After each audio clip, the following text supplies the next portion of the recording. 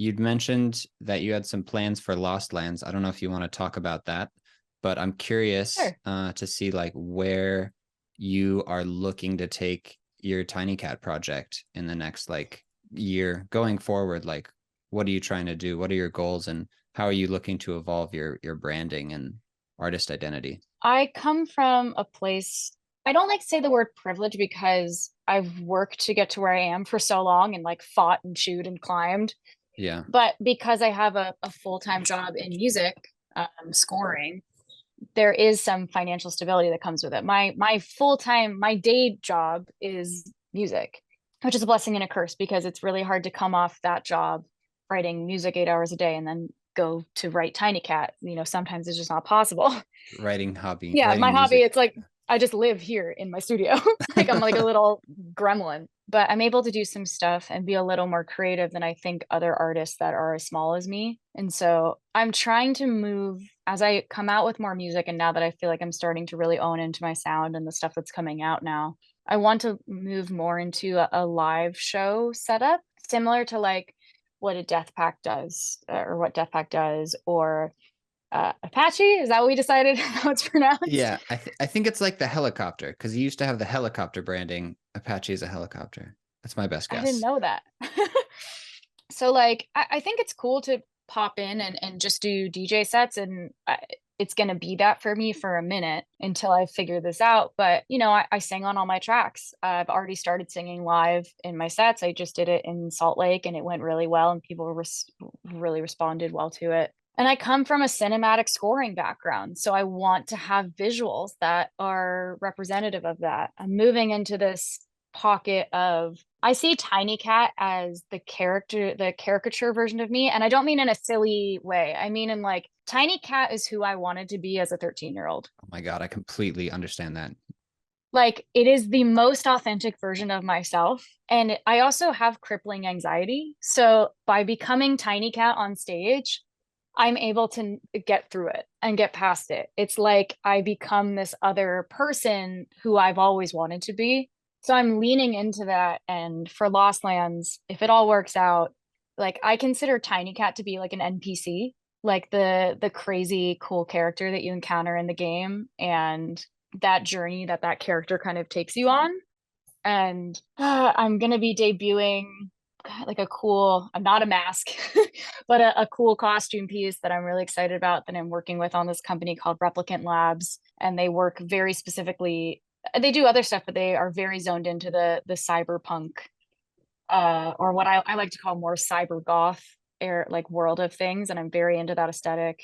And really just owning into like who is this TinyKat character and how can that character connect with people the way it's connected with 13-year-old me. And so trying to start working with time coded visuals and set pieces and singing live and making it more of, instead of just playing bangers, which I love doing, it's great and people love that. And I'm going to have to still keep doing that until people become more familiar with the project. I want to start moving toward more of a specific artsy show, which will still be, it's still DJing at the end of the day, but something that, is just a little bit different. I think the thing that I'm really liking right now is what Alice in Wonderland's doing with White Fang. I haven't seen it. It's very cool. She has like a full screen that wraps around where she's playing and visuals that run. It's just different. And I like people that are doing something that's different. I like what Death Pact is doing when he's doing his like live shows. Yeah, I guess that's I hope people come and see my set. I can't say when it is or it hasn't been announced yet, but if you show up to my set at Lost Lands, I know that you're going to have a fucking good time. And I'm going to make it my mission that people leave there being like, wow, that was fucking great. And I'm so glad I showed up. Hell yeah. That's awesome. I have a big question to ask you though. So you mentioned that you were DJing sober, or when anything professional you're doing sober. And then you mentioned that you have a lot of anxiety. And as somebody who also has anxiety and sometimes struggles with staying sober when I probably should be just because of the social anxiety and pressure, how do you do that?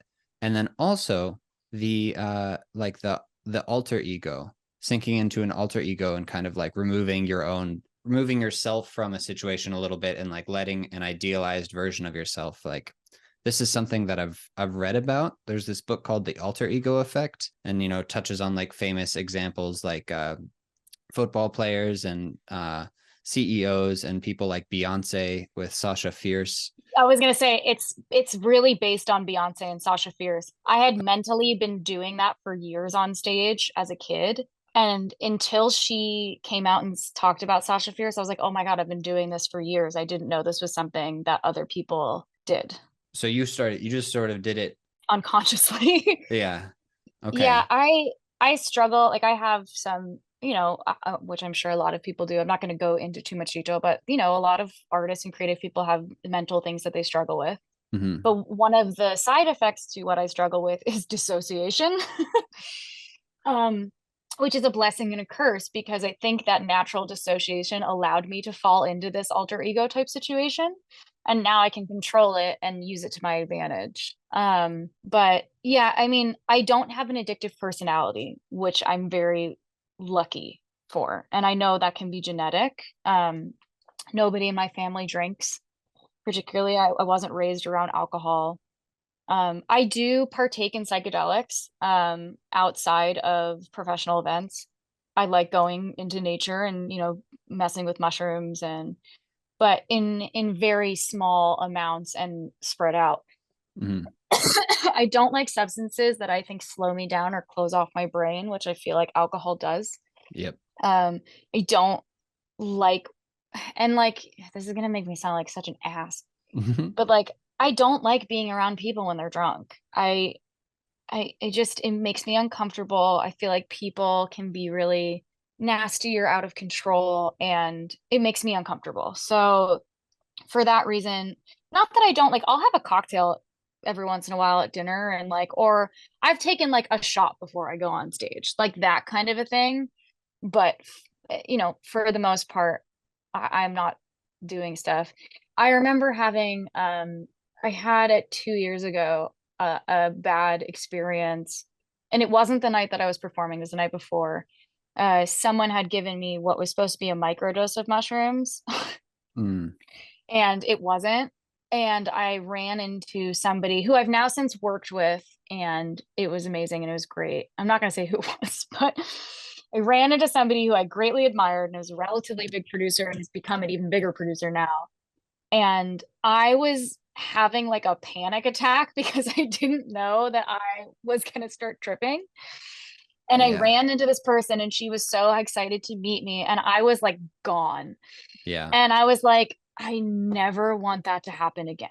So if I'm doing any fun things, I take myself away from people where I would be in a work setting. I just separate the two. And like I was at EDC this past year and I was sober all 3 days that I was there. And I had the best time. Want to stay awake? I'm just gonna fucking drink an energy drink. Like that's not what everyone wants to do. And that I think everything within moderation is fine. I'm not the like authority on this stuff, but it's what works for me. In terms of my anxiety, I do take regulated medication. Okay. And I started doing that about a year ago because my nervous system became so dysregulated that I finally had to step in and make a change. Mm. And since doing that, I've been in a much better place. I was against medication for a long time. I didn't want to, again, I just didn't want to put anything into my body. But, sometimes it's necessary. And I've realized with my anxiety, which has gotten worse with age, that I have to be less critical of taking time off and taking breaks. And when I listen to my body, and stop fighting against it's better. Yeah. It'll always be a struggle, probably. And I know that so many artists struggle with this. I mean, we're in a career where we're putting ourselves out there in the most like vulnerable, emotional way. It's you. And so it's constantly difficult. And I know that unfortunately, like the way that people cope with that is substances sometimes. And it can be helpful sometimes, but yeah, obviously Yeah. there's a balance. Typically it's a net detriment. Yeah. Yeah. I mean, there's a producer right now who has a persona online of just like benders. And I think that's so harmful. Yeah. Not only do I think it's harmful to project that image to especially young fans, But when I watch artists that it's not just a persona, I know that they're living that life. You worry. You're like, you're so talented and you are so successful, and to potentially see that maybe be your downfall is it's scary to watch happen. And I think unfortunately we lose a lot of people that way, Definitely. especially in EDM. So yeah, that's kind of where I stand with it. Yeah, that's fair enough. You do you typically see a lot more artists fall off and fail because of too much substance abuse than too little. Well, and then, there's this thing, and I'm sure it's like this in all careers, but you go from nothing to suddenly finding, if you find huge success, you have a lot of yes people around you. And when you only have yes people around you, you think you're invincible. And I think that's when it really becomes a problem. Well, thank you for sharing about that. It's inspiring to me. It's given me something to think about, and I assume whoever's listening to this will probably also find something there. So thank you very much. Is there anything else that you want to mention before we go? Yeah, I mean, my track Takeover that just came out and my track Want Me that's coming out next week are the two tracks that I'm the most proud of that I've made so far solely by myself. I think they're reflective of where my sound is heading and the stuff that I'm making that's not out yet. I'm just very excited about my Lost Land set. I'm putting every ounce of my being into that, and I'm going to be like tragically upset if nobody shows up.